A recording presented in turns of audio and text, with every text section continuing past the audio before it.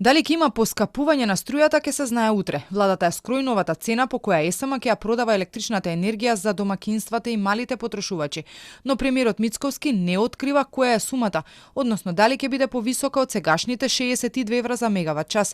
Ке се чека да заврши тендерот на универзалниот снабдувач Евана Хоум, на кои електрани треба да ја достават новата понуда. Сепак Мицковски уверува дека при носењето на одлуката се внимавало да се зачува стандардот на граѓаните.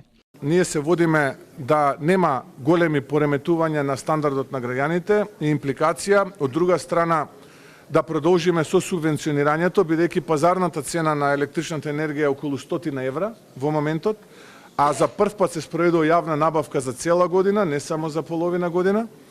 Така што во овој момент не можам да ја кажам цената. До крајот на неделава и регулаторите треба да ја донесат новата цена за преносот и дистрибуцијата, ставка која е дел од сметките за електрична енергија, но во тој дел од РК уверуваат дека нема да има промени.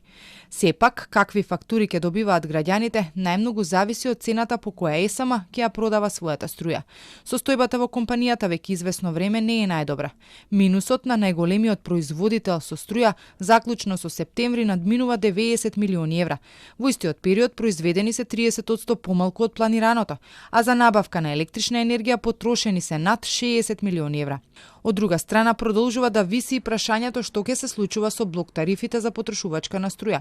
До Уставниот суд беше поднесена иницијатива со која се бараше да се укинат, но денеска се одлучи точката да се одложи затоа што треба да се испитаат дополнителни работи.